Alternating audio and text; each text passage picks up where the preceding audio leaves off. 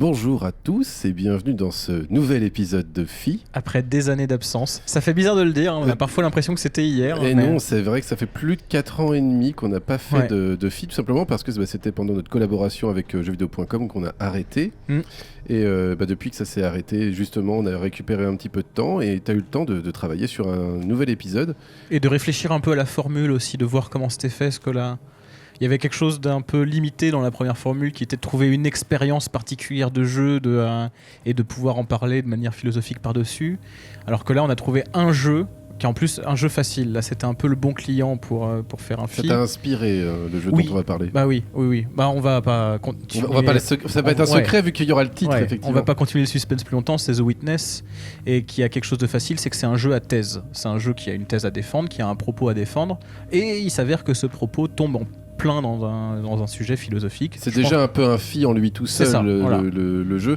Il n'y a pas besoin d'une expérience particulière de The Witness pour tomber là-dessus. D'ailleurs, ce que nous, on va vous proposer en vidéo, ça va être une expérience quand même un petit peu. On va juste se balader dans le jeu, on va essayer de vous proposer des jolis plans. Alors, on essaie toujours comme d'habitude. On n'a pas vraiment changé la formule dans le sens où on va commenter une vidéo qu'on a enregistrée tous les deux et puis vous parler un petit peu du sujet que tu souhaitais aborder grâce quand même à The Witness. Et donc, quel va être le sujet de cette vidéo ? Les paradoxes. Les paradoxes. Parce que effectivement, ça paraît pas comme ça intuitif avec The Witness. Non, parce que The Witness parle d'un sujet particulier qui est du coup les mécanismes de la découverte. Et qu'est-ce qui se passe quand on découvre quelque chose. Et c'est ce qui se passe au niveau mécanique, dans les puzzles, où on va faire des découvertes, et aussi dans tout l'univers du jeu. C'est ça que j'aime beaucoup dans The Witness, c'est que le parti pris est radical. Ça en fait un jeu prétentieux pour certains, et je ne vais pas nier ça. Surtout qu'on va voir justement que c'est un jeu où il n'y a pas d'histoire, mais il y a une narration. Et donc c'est une narration à thèse qui se passe par citation, justement, qui va faire des citations. Où là, on va comprendre, une fois qu'on aura les citations, pourquoi on va parler de paradoxe sur The Witness, et en quoi ça a du sens même au niveau des mécaniques de The Witness. Eh bien... On est prêt ? Oui. On y va, on vous lance la vidéo. Donc toujours, j'ai joué et puis on essaie de vous présenter différents endroits et puis de parler de paradoxe. Bah oui, en fait le sujet du paradoxe c'est intéressant parce que c'est un des outils les plus importants pour moi dans la philosophie, c'est l'usage du paradoxe. Même si c'est vrai que quand on arrive au lycée, on nous bourre le mou avec la maïotique. C'est quoi la maïotique ? La maïotique, c'est la méthode pédagogique de Socrate qui passait par des questions, qui posait que des questions aux gens, il affirmait rien. Mais on oublie le fait que justement le but c'est aussi de mettre les gens face à des paradoxes. Toi qui es courageux, peux-tu me dire ce qu'est le courage ? Et là où naturellement on s'attendrait à avoir quelqu'un de courageux qui sait ce qu'est le courage parce qu'il est courageux donc il sait de quoi il parle, en fait on en arrivait souvent à la conclusion que non, même les gens courageux ne savent pas définir ce qu'est le courage. Donc il y a une situation paradoxale. Parce que le paradoxe a ceci d'utile, qui est qu'il met en défaut les façons quotidiennes de penser. Et c'est-à-dire que face à un paradoxe, la méthode naturelle de penser est insuffisante. Et c'est pour ça que la philosophie est friande de ça, c'est que tu prends quelque chose et tu le rends étrange par le simple usage du paradoxe, et le fait de le rendre étrange, ça te force à réfléchir dessus.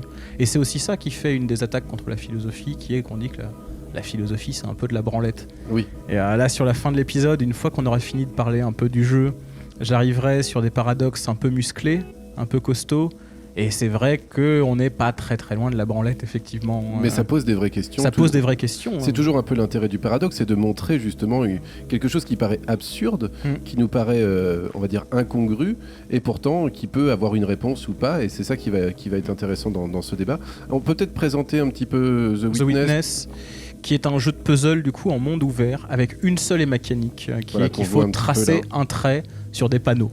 Voilà, donc là, si vous vouliez, on devait juste séparer les blancs des noirs, c'est très simple. C'est la toute première mécanique, on est au début du jeu là. Ouais. Et du coup, quand je disais que le jeu avait un parti pris très radical, c'est que tout va s'articuler autour de sa thèse. Que ce soit les messages audio qu'on va trouver, que ce soit les messages vidéo qu'on va trouver, et que ce soit les mécaniques du jeu en lui-même. Parce que là, effectivement, on a vu des puzzles qui étaient des tutos pour une mécanique, mais parfois on va se retrouver dans des puzzles dont on n'a pas trouvé le tuto, et parfois on va même trouver des tutos sans savoir que c'en est. Et du coup...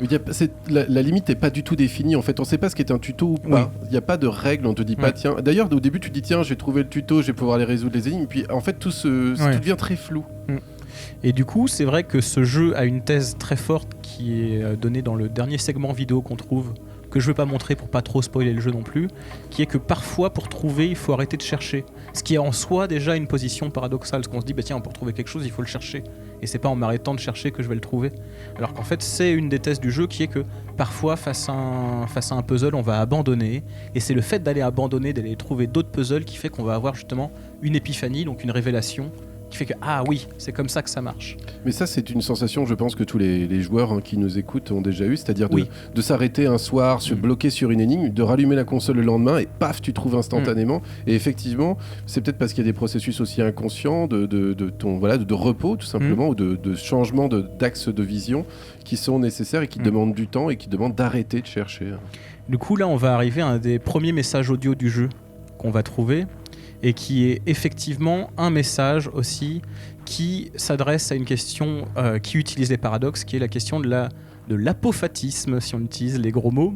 Alors vas-y, tant que tu les définis, il n'y a pas de problème, tu as le droit d'utiliser les gros mots. C'est ce qu'on appelle en français la théologie négative, qui est que, comme on va le voir, on mettra les sous-titres en français pour que la citation soit compréhensible, qui est de dire que Dieu étant absolu, et aucun des concepts que l'on connaît étant absolu, la seule chose que je peux affirmer de Dieu, c'est que je n'en connais rien, et tout ce que je peux en dire sera automatiquement faux. Donc quand je dis Dieu est grand, non, c'est faux, Dieu n'est pas grand, il est plus que grand puisqu'il est absolu. Dieu est petit, non, il n'est pas petit parce qu'il est... Donc tu peux jamais le nommer. C'est ça, tu peux jamais donner un attribut de Dieu, tu peux juste dire ce qu'il n'est pas. Tu peux jamais dire ce qu'il est vraiment. Parce que, en fait, c'est le diminuer automatiquement. C'est du coup, on en arrive avec cette position particulière dans une théologie du début du XVe siècle, qui est de dire, la seule manière de parler de Dieu, c'est de dire ce qu'il n'est pas. Et donc, effectivement, on est encore une fois sur des choses paradoxales en disant, effectivement, l'absolu, c'est quelque chose qui nous dépasse. Si ça nous dépasse, on peut rien en dire, et pourtant, on en parle quand même. Donc, comment est-ce qu'on fait ? On va le faire par la négative. Et justement, c'est intéressant parce que ça réglait des problèmes en théologie, qui étaient qu'est-ce qu'on peut dire de Dieu et des attributs de Dieu. Donc pour nous, on s'en fout un peu en fait de savoir ce qu'on peut dire des attributs de Dieu.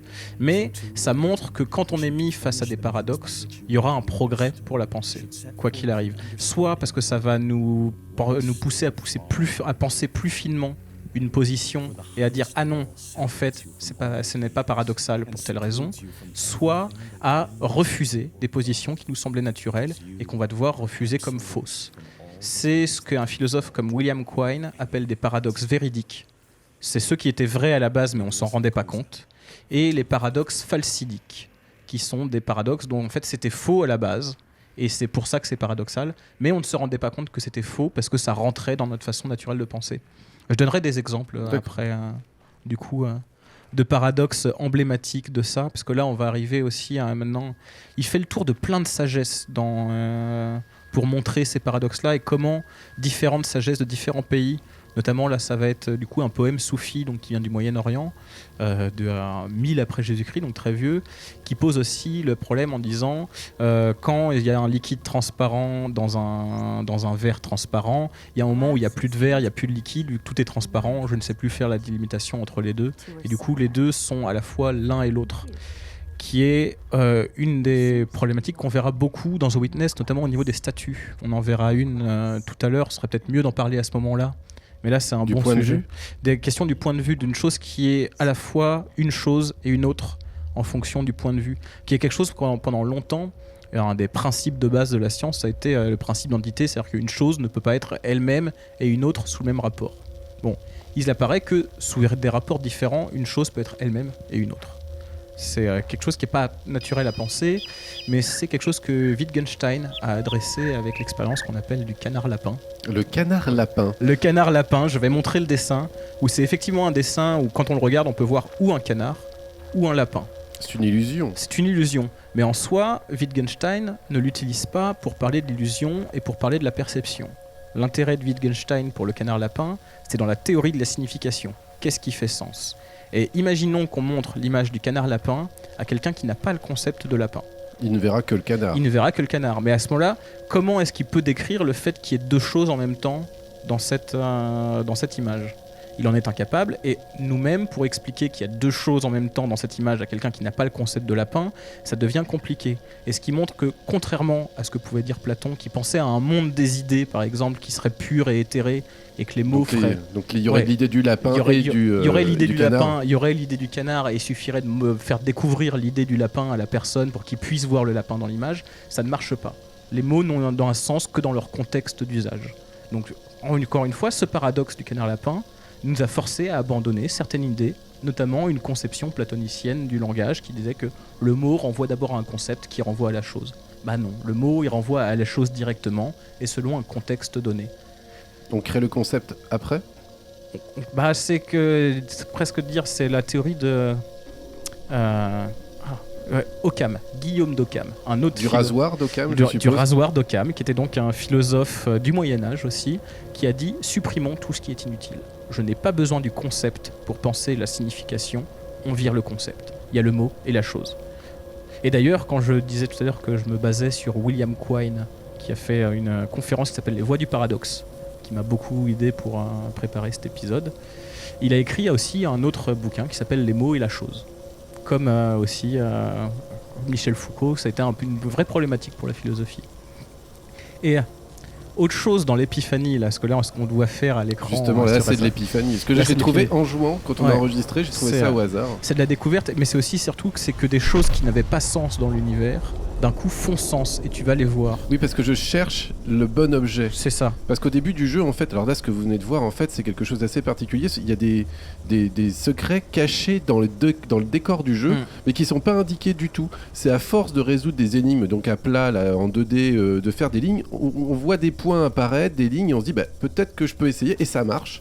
Et au fur et à mesure, on prend un genre de réflexe très étrange de chercher un peu partout, caché dans le décor, ces ronds et ces lignes dissimulées. On en verra d'autres, hein. Vous pouvez essayer de chercher dans cette vidéo, il y en a. Là, j'en ai montré un que j'ai trouvé pour la première fois. Ce qui est très intéressant dans The Witness, c'est que la seule récompense que tu auras jamais en tant que joueur, c'est « Ah, bravo, tu as découvert quelque chose de nouveau ». C'est vrai qu'il n'y a pas d'achievement, il n'y a pas de récompense. Des fois, d'ailleurs, un truc très étrange, c'est que tu vas résoudre des énigmes, mais on va pas te débloquer un nouvel élément. Mais c'est aussi justement ce qui fait pour moi j'allais dire The Witcher. Non, c'est pas pareil. The Witness, un jeu paradoxal qui est que effectivement, il y a une doxa du coup chez les game designers qui est que pour contrôler le comportement du joueur, il faut le récompenser pour qu'il fasse ce qu'on attend de lui. Pour qu'il continue aussi. Ouais. Et Jonathan Blow a la thèse que récompenser le joueur, c'est le manipuler. En tant que game designer, il ne veut pas manipuler les joueurs, donc il refuse toute forme de récompense dans son jeu. C'est une prise de position très radicale, et ce qui fait que même The Witness, quand tu finis le jeu, presque tu es puni. C'est-à-dire que si t'as pas fait tous les puzzles et que tu veux recommencer, tu devras refaire d'autres puzzles que tu as déjà fait parce qu'il va resetter tous les puzzles à la fin du jeu. Ça, c'est très très dur. Je veux dire, oui. Alors je comprends parce que tout est cohérent dans sa façon de concevoir un jeu vidéo, mais c'est quand même extrêmement perturbant pour la plupart des joueurs qui sont habitués justement à l'opposé de ce comportement où un jeu, on le complète au fur et à mesure, à aucun moment il va se resetter de lui-même en se disant bah non, tu m'as pas suffisamment bien réussi quoi. Mais en fait c'est pas si grave parce qu'effectivement dans The Witness l'important c'est de réussir à résoudre une énigme bien plus que de finir le jeu en fin de compte. Et d'ailleurs c'est marrant parce qu'on n'a pas fini le jeu. Non, j'ai pas fini le jeu parce qu'il y a un moment où c'est devenu trop dur pour moi. Mais pourtant j'ai joué 80-100 heures au jeu et moi aussi je suis sur une centaine d'heures. J'ai pas été à la fin. La fin qui pourrait être la fin. Mais ça n'empêche que j'y reviens et je refais une énigme de temps en temps et tu passes un temps fou à résoudre une seule énigme. Mais ça justement sur la mécanique de récompense, j'ai une petite anecdote intéressante. Parce que du coup The Witness est un jeu qui m'a passionné, je ne l'ai pas fini. Et actuellement je joue à Batman Arkham Origins. Que tu as fini mais qui ne te passionne pas. Qui m'ennuie totalement. Et du coup Cœur de Vandal me demandait mais si le jeu il t'ennuie, pourquoi est-ce que tu continues à jouer? Je fais parce qu'il y a des chiffres qui augmentent. Et c'était vraiment juste ça qui me tenait au jeu. Le phénomène de scoring. Des pourcentages qui augmentent, des combos que je fais de plus en plus longs. Et donc je tiens au jeu parce que je suis récompensé. C'est vrai que là, c'est très étrange le phénomène d'addiction que l'on peut avoir à The Witness parce que au fur et à mesure, on est absorbé par l'univers et on a envie il y a beaucoup de mystères, il n'y a aucun dialogue, on ne parle jamais, il n'y a pas de personnage secondaire, on est très seul. Il y a une forme de personnage secondaire parce qu'en fait les voix qu'on entend dans les audiologues, mais c'est quand même c'est très succinct. C'est très succinct et très étrange, je veux dire comme un rapport que l'on a à cet univers de jeux vidéo. Après le jeu s'appelle The Witness.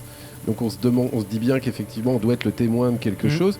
Et on en avait parlé tous les deux, on est un peu le témoin d'expériences scientifiques et d'expériences philosophiques aussi. Oui. Mais c'est ça, mais c'est pour ça qu'en plus c'est un peu brutal. Là, justement, on a vu les citations de Nicolas Decuse, il te met ça tel quel, sans explication, sans contexte. Moi je sais qu'il y a certains trucs du jeu, je sais pas pourquoi ils sont là. Il y a un extrait de Nostalgia de Tarkovsky il y a toute la fin en fait, les 10 minutes de fin du film Nostalgia de Tarkovsky. Je sais pas ce que ça fout là, je sais pas ce qu'il essaye de me dire avec ça, Jonathan Blow. Il doit avoir son idée. Donc là justement on va aller voir les fameuses statues qui selon la perception, selon le point de vue, eh bien vous pouvez le voir. Cette statue victorieuse qui tend le bras et qui en fait est une personne qui se fait aider, donc ça change radicalement de sens quand on se met au bon endroit. C'est vrai que ça c'était assez perturbant la première fois qu'on vient là, parce qu'en fait ça nous fait complètement réfléchir le jeu et on s'aperçoit aussi que le jeu justement cache des choses dans son level design en lui-même. C'est aussi les choses qui nous amènent à réfléchir sur justement trouver des gros points, trouver des lignes, se déplacer, essayer d'utiliser d'ailleurs des fois, et ça le jeu nous le propose, d'utiliser le décor comme indice pour les énigmes, et ce genre d'éléments est un indice très bien caché, parce qu'il n'est pas dur à trouver cet endroit-là. C'est un endroit où vous pouvez accéder dès le début du jeu, il n'y a aucun problème. Mais une fois qu'on l'a trouvé, ça nous fait réfléchir sur qu'est-ce que le jeu est prêt à nous demander. Et il est prêt à nous demander tout et n'importe quoi. Mais c'est pour ça que je fais le lien entre The Witness et les paradoxes. C'est que le propos de The Witness, il est sur qu'est-ce que c'est la connaissance, qu'est-ce que c'est la découverte. Et ça, c'est une branche philosophique qui naît grosso modo avec Socrate en Occident, qui est l'épistémologie. Qu'est-ce que c'est connaître ? Et du coup, on se retrouve à poser la question de qu'est-ce que c'est que le vrai, qu'est-ce que c'est, à quelles conditions est-on vrai, etc. Et un des outils les plus utiles pour arriver à ça, c'est les paradoxes, justement. Et je vais en revenir à pourquoi c'est le cas. Je disais tout à l'heure qu'il y a des paradoxes véridiques et des paradoxes falsidiques. Je vais utiliser 2 exemples, du coup. Il y a un exemple de paradoxe véridique qui est quelqu'un qui fête ses 21 ans le jour de ses 5e anniversaire. C'est pas possible. Voilà. Première réaction à chaud, non, son 5e anniversaire, on fête ses 6 ans. Voilà. Alors qu'en fait, non. Si on prend le contexte en compte, on arrive, quelqu'un qui est né le 29 février, donc une année bissextile.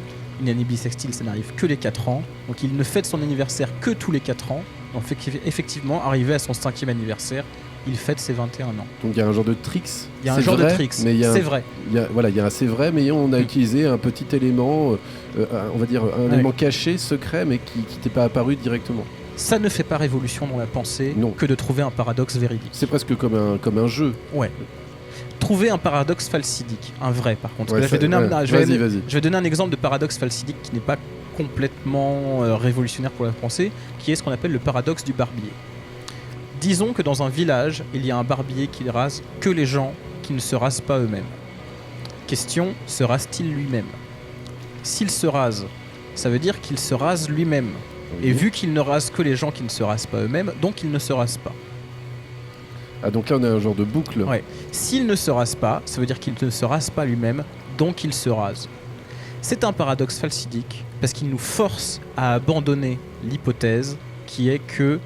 Cette hypothèse, c'est que un barbier qui ne rase que et uniquement que les gens qui ne se rasent pas eux-mêmes n'existe pas. Oui. Mais ça ne nous fait pas progresser dans la pensée que de dire qu'un barbier qui ne rase que les gens qui ne se rasent pas eux-mêmes ça nous permet simplement de différencier 2 paradoxes. C'est déjà important. Ouais.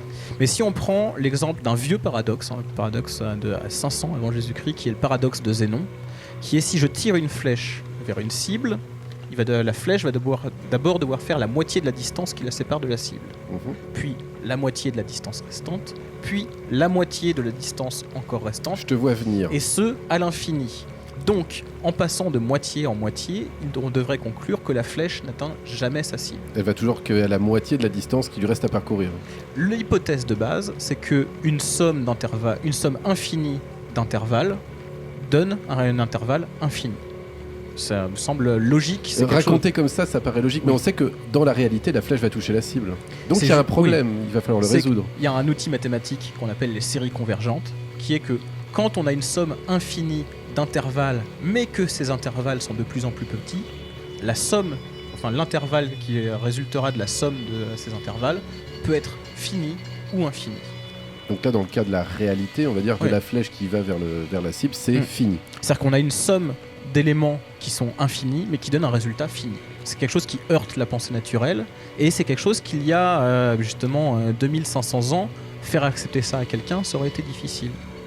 Et justement, il y a toujours, même un peu aujourd'hui, des paradoxes qui heurtent la pensée naturelle et qu'il est difficile qu'on a résolu et dont il est difficile de faire accepter la résolution.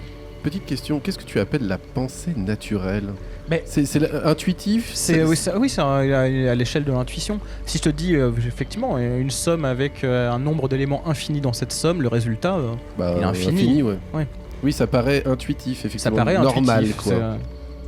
C'est tout comme le lapin et le canard. C'est soit un lapin, soit un canard. C'est imaginer que c'est les deux en même temps ou les deux en même temps selon comment on regarde. C'est la dualité en corpuscule qui est mise en avant aussi dans la physique quantique. Oui, mais la physique quantique travaille beaucoup de paradoxes. Oui. Schrödinger, c'est un paradoxe. C'est un paradoxe, effectivement. Parce que justement, ensuite, les paradoxes les plus importants, c'est ceux qui ont fait évoluer aussi la pensée. Notamment, il y a des paradoxes en mathématiques qui ont toujours cours. J'en parlerai un tout petit peu. Après, moi, c'est les mathématiques. Là, je trouve que la salle de la théorie des ensembles, c'est pas du tout un truc où je suis expert. Je sais juste que c'est un paradoxe qui a toujours cours et que les gens, ils n'arrivent pas à le résoudre. Vous pourrez les aider, si jamais vous voulez. Et justement, là, je voulais revenir sur un paradoxe qui est résolu, mais dont je pense qu'actuellement, faire accepter la résolution aux gens, on se heurterait du coup à la réponse de « ouais, mais c'est de la branlette ». Justement parce que pour résoudre certains paradoxes, on doit arriver par certains schémas de pensée qui sont un peu alambiqués et qui sont tellement éloignés de la façon naturelle de penser qu'on se dit bah non mais pourquoi on se ferait chier à faire ça, et c'est juste que les contre-coups sont trop importants sinon. Donc là je vais avoir besoin de mes feuilles parce que c'est des trucs qui sont un peu compliqués à donner. Donc le paradoxe, on connaît le paradoxe du menteur, qui est quelqu'un qui vous dit je mens. Bon, s'il dit la vérité, c'est-à-dire que ce qu'il dit c'est faux, donc c'est qu'il dit la vérité. Et s'il dit ce qu'il dit c'est faux, c'est qu'il dit la vérité. C'est encore un genre de paradoxe falsidique pour le coup. Oui, c'est un genre de paradoxe falsidique. Et c'est toute une famille de paradoxes qu'on appelle les paradoxes par autoréférence. Oui, parce qu'il parle de lui-même. Il parle de lui-même. Et c'est pareil que le barbier qui parlait de lui-même. C'est ça. Et là, le paradoxe du menteur un peu plus costaud, c'est ce qu'on appelle le paradoxe de Grelling. Et là, il faudra que j'affiche à l'écran pour que les gens puissent voir ce que ça donne. Puisque la phrase en elle-même, c'est donne quelque chose de faux quand il est apposé à sa propre citation, donne quelque chose de faux quand il est apposé à sa propre citation. Voilà, c'est ça, c'est quand tu le cites en citation, quoi. C'est pourquoi c'est un peu musclé, c'est que déjà il n'y a pas exactement vrai de soi-même, c'est pas exactement autoréférencé. C'est quand il est apposé à sa propre citation, ça rend le fait plus fort parce que ça parle pas de lui-même que quand on dit, si je te dis cet énoncé est faux, tu dis ouais mais si cet énoncé c'est pas cet énoncé là dont il est en train d'être dit, alors que là tu peux pas contourner d'aucune manière le problème. Et du coup il y a eu une solution proposée à ce paradoxe, une solution proposée par deux philosophes qui sont Russell et Tarski, qui est de dire qu'il faut hiérarchiser les énoncés de vérité. C'est-à-dire qu'au lieu de dire que quelque chose est vrai, on dira que quelque chose est vrai à tel niveau. Et pour ça on donne des indices aux adjectifs vrai et faux. Et donc, il y aura des choses qui seront vraies 0, des choses qui seront vraies 1, des choses qui seront vraies 2, et des choses qui seront fausses 0, fausses 1, fausses 2. C'est par rapport à de la logique ? C'est par rapport à de la logique. Et si on applique ça au paradoxe de Grelling qu'on vient d'énoncer, pour le rendre juste et non plus paradoxal, il faut dire que donne quelque chose de faux 0 quand il est apposé à sa propre citation, donne quelque chose de faux 1 quand il est apposé à sa propre citation. Et du coup, il n'est plus paradoxal, parce qu'il est juste faux. Il est faux 1. Et même certains ont fait la réponse en disant « Bah non, c'est pas juste faux 1, c'est vide de sens. » Mais même dans ces cas-là, c'est-à-dire que l'énoncé qui était faux 1 est en fait faux 2. Donc quoi qu'il arrive, l'énoncé devient faux tout simplement. Et donc il est plus paradoxal. Mais ça nous abandonne. C'est justement le fait de mettre des indices aux mots pour caractériser la vérité, c'est très éloigné du langage naturel. On ne s'imagine pas faire ça dans une conversation de tous les jours en disant telle chose est vraie 0 et plutôt fausse 1. Non, effectivement. Mais si on fait pas ça, ce qui heurte justement le langage naturel, ça force à un niveau logique à abandonner les discours qui disent vrai ou faux, d'énoncés qui contiennent eux-mêmes vrai ou faux, à retirer l'autoréférencement. Et justement, quand je parlais d'un paradoxe qui n'est pas encore résolu, c'est un paradoxe qui concerne les problématiques de classe et d'éléments. Donc là, il faut encore que je prenne une feuille pour être sûr de ne pas dire des conneries. C'est ce qu'on appelle le paradoxe de Russell. Donc Russell qui avait proposé la solution du paradoxe de Grelling, qu'on vient juste de voir. Alors, la classe, par exemple, il y a des classes qui sont éléments d'elles-mêmes. Et donc la classe de toutes les classes qui ont plus de 5 éléments possède elle-même plus de 5 éléments, donc elle est élément d'elle-même. La classe de tous les chiens n'est pas un chien, donc elle n'est pas élément d'elle-même. Question. La classe de toutes les classes qui ne sont pas éléments d'elle-même est-elle élément d'elle-même ? Si elle est s'auto-éjecte. Si elle est élément d'elle-même, elle s'auto-éjecte. Du coup, il faut dire qu'elle n'est pas élément d'elle-même. Si elle n'est pas élément d'elle-même, vu qu'elle est la classe de tous les éléments la classe de toutes les classes dont les éléments ne sont pas éléments d'elle-même, alors elle est élément d'elle-même. Et ça, on pourrait dire tout simplement comme le barbier, eh bien, c'est juste que cette classe-là, elle n'existe pas. Mais le problème, c'est que de ce paradoxe-là, sur les classes et les éléments, on peut tirer une infinité de paradoxes et de contradictions que je ne vais pas détailler là, parce que je ne me suis pas embêté à aller tous les fouiller. Pas de problème. Mais du coup, si on élimine toutes ces classes et toutes les conditions qui permettent de créer des classes contradictoires, ça pose un problème très gros à des gens qui sont les théoriciens généraux des ensembles en mathématiques. Et donc, ça fait 60 ans qu'ils sont dans cette crise-là du paradoxe de Russell, qui ne savent pas comment régler exactement, parce qu'ils ne peuvent pas se passer de classes qui s'autoréférencent, qui sont éléments d'elles-mêmes, mais ils n'arrivent pas à résoudre le paradoxe. Mais du coup, c'est ce que je voulais dire, c'est qu'il y a une note d'espoir quand on est dans une crise de la pensée comme ça, c'est qu'une fois qu'on arrivera à résoudre ce paradoxe, on aura fait progresser la connaissance humaine, même si c'est de la connaissance, tu vois. La théorie générale des ensembles, moi, ça me fait une belle jambe que les gens ils sortent de leur crise ou pas, mais... ça pourrait être utile en mathématiques un oui. jour. Donc, les progrès en mathématiques peuvent faire progresser un pan de la science très annexe, très lointain. Mais moi, là, j'en ai pas parlé, puisque c'est un truc qui, pareil, excède de très loin mes compétences en mathématiques, mais l'incomplétude de Gödel, ça part d'une pensée paradoxale aussi. Et du coup, ça a fait progresser effectivement les mathématiques, et notamment pour l'informatique. Donc, la conclusion moi, que j'aurais à dire tout ça, c'est vive les paradoxes. Vive les paradoxes. Il faut en chercher partout et faire juste de la gymnastique mentale avec les paradoxes. C'est effectivement de la branlette, mais je dirais qu'il y a des gens qui se branlent mieux que d'autres et il vaut mieux être plutôt dans ce camp-là. Oui, faut pas. Souvent, on peut le voir comme un jeu, mais ça peut aussi être quelque chose de vraiment utile pour la pensée humaine. En tout cas, tu en as donné la preuve, parce qu'on a quasiment 3000 ans d'histoire qui utilisent les paradoxes pour faire progresser la pensée humaine, et donc faut que ça continue et qu'on ait encore, on a encore des problèmes. Et ce que montre The Witness, parce que c'est vrai que quand on fait de la philosophie, notamment en France, on a souvent à faire un peu d'européocentrisme.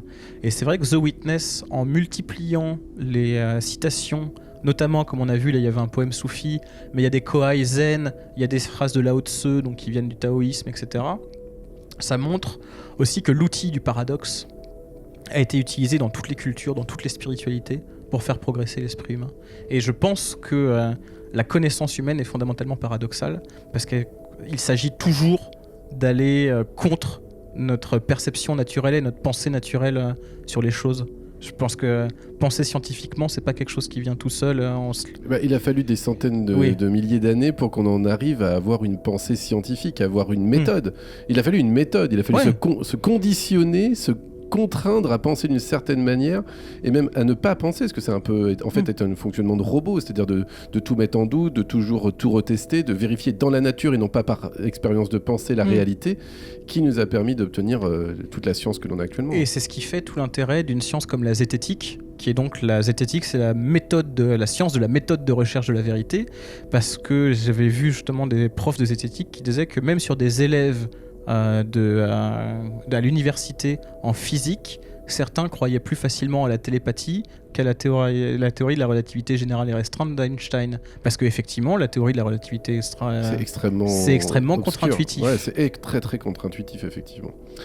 Eh bien, on va peut-être se quitter là-dessus, parce qu'on est déjà à la fin de l'épisode. Oui.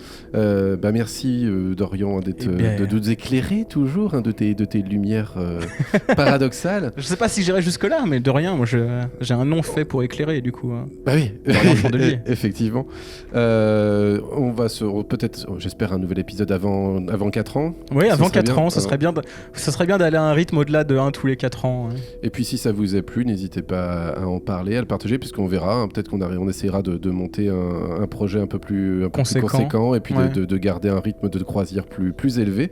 Si on y arrive. Si on y arrive, c'est toujours un peu le défi. Hein. Mais voilà. Merci à tous d'avoir regardé cet épisode de Phi. Et puis, on se retrouve, j'espère, très bientôt pour un prochain épisode. À la prochaine. Salut.